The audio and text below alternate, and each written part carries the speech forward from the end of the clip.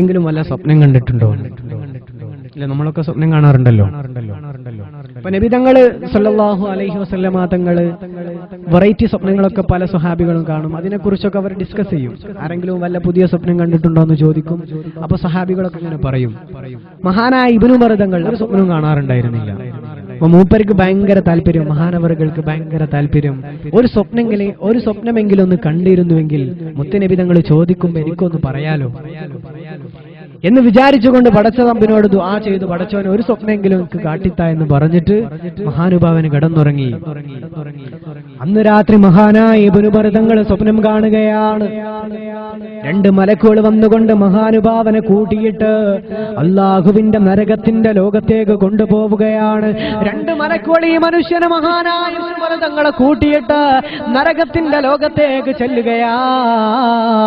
മഹാനായ ഇബ്നു ഉമർ തങ്ങൾ പറയുകയാ, എനിക്ക് പരിചയമുള്ള ഒരുപാട് പേര് നരകത്തിൽ കിടക്കുകയാണ്. എനിക്ക് പരിചയമുള്ള ഒരുപാട് പേര് നരകത്തിനകത്ത്, തീകുണ്ടാരത്തിനകത്ത് വെന്തുരുകുന്നല്ലോ.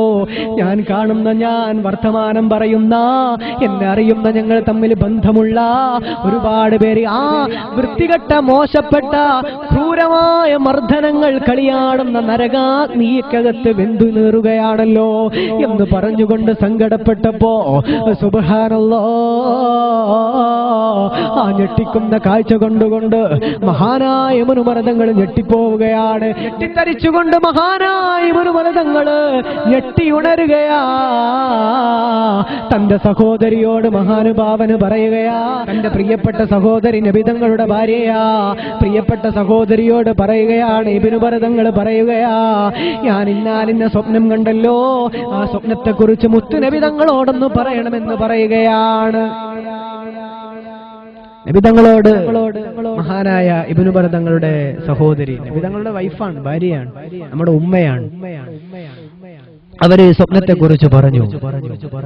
ആ സമയത്ത് നബി തങ്ങൾ ഒരു വർത്തമാനം പറയുന്നു, ഇബ്നു ഉമർ തങ്ങൾ എത്ര നന്നായിരുന്നു, എത്ര നല്ല മനുഷ്യനാണ്, രാത്രി 2 റക്അത്ത് നമസ്കരിച്ചിരുന്നുവെങ്കിൽ എന്ന് നബി തങ്ങൾ പറഞ്ഞു.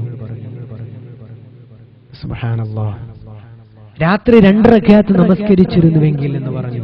നബി തങ്ങൾ തഹജ്ജുദ് നമസ്കാരത്തെയായിരുന്നു ഉദ്ദേശിച്ചിരുന്നത്.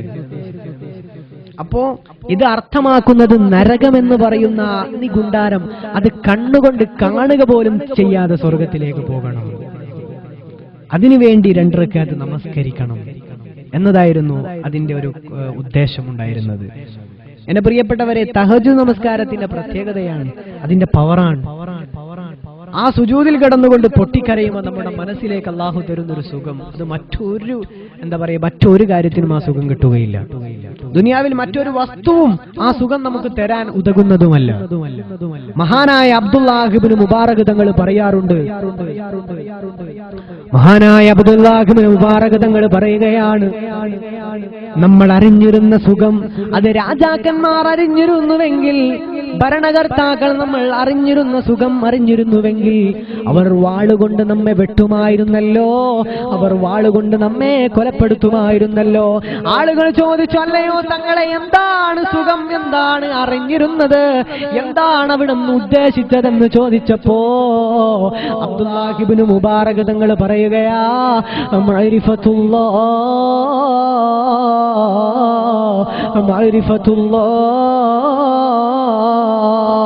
അല്ലാഹുവിനെ അറിയുമ്പോഴുണ്ടാകുന്ന പടച്ച റബ്ബ് തരുന്ന സുഖമുണ്ടല്ലോ, അത് രാജാക്കന്മാർക്ക് കിട്ടുന്നില്ലല്ലോ. എത്രയെത്ര രാജാക്കന്മാരാണ് കടന്നു പോയിരിക്കുന്നത്, അവരാരും തന്നെ റബ്ബിനെ അറിയുന്ന സുഖം അനുഭവിച്ചില്ലല്ലോ. നമ്മൾ അനുഭവിച്ച വർത്തമാനമെങ്കിലും അവരറിഞ്ഞ, അവർ വാളുകൊണ്ട് നമ്മെ കൊല്ലുമായിരുന്നുവെന്ന് അബ്ദുല്ലാഹ് ഇബ്നു മുബാറക് തങ്ങൾ പറയുകയാണ്. എന്റെ പ്രിയപ്പെട്ട ചെറുപ്പക്കാരാ, നിന്റെ സാമ്പാ നൃത്ത താളങ്ങൾക്കില്ല, അമേരിക്കക്കാരൻ പാടുന്ന പാട്ടുകൾക്കില്ല, പോപ്പ് സംഗീതത്തിന്റെ മാസ്മരിക ചടുല താളങ്ങൾക്കില്ല, റിയാലിറ്റി ഷോകൾക്കില്ല, സിനിമകൾക്കില്ല, ഷാരൂഖ് ഖാൻ പാടുകയും ആടുകയും ചെയ്യുന്ന സീനുകൾക്കില്ല. നിനക്ക് തരാൻ പറ്റുന്ന ഏറ്റവും വലിയ സുഖം എന്തെന്നറിയുമോ? സുബ്ഹാനല്ലാഹ്, മഹാനായ അബ്ദുല്ലാഹ് ഇബ്നു മുബാറക് തങ്ങൾ പറയുകയാണ്,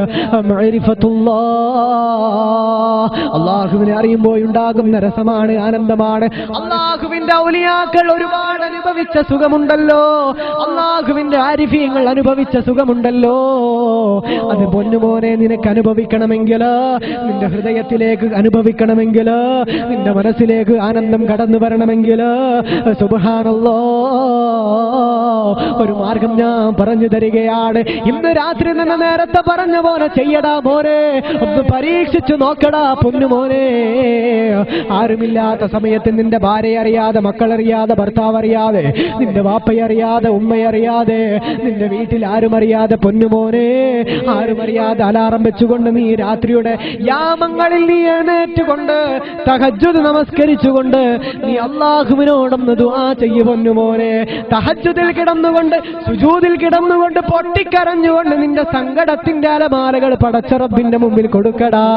ആ സമയത്ത് ദുആ ചെയ്ത് കഴിയുമ്പോ, തഹജ്ജുദ് നമസ്കാരം കഴിയുമ്പോ അല്ലാഹു നിന്റെ മനസാന്തരത്തിലേക്ക് കൊണ്ടുവരുന്ന ഒരു രസമുണ്ട് പൊന്നുമോനെ. ലോകത്തൊരു രസത്തിനും ആ സുഗന്ധമില്ലടാ, ഒരു ടെലിവിഷൻ ചാനലുകാരനും ആ രസമില്ലടാ, നീ കഴിക്കുന്നൊരു ഭക്ഷണത്തിനും ആ സുഗന്ധമില്ലടാ. അല്ലാഹു തരുന്ന മഅരിഫത്തുല്ലാഹ്, അല്ലാഹുവിനെ അറിയുമ്പോൾ പടച്ച തമ്പുരാൻ തരുന്ന ആനന്ദവും സുഗന്ധവും സുഖവും അത് ലോകത്തിന് ഒരു വസ്തുവിനും നിന്നെ അനുഭവിപ്പിക്കാൻ കഴിയില്ല പൊന്നുമോനെ.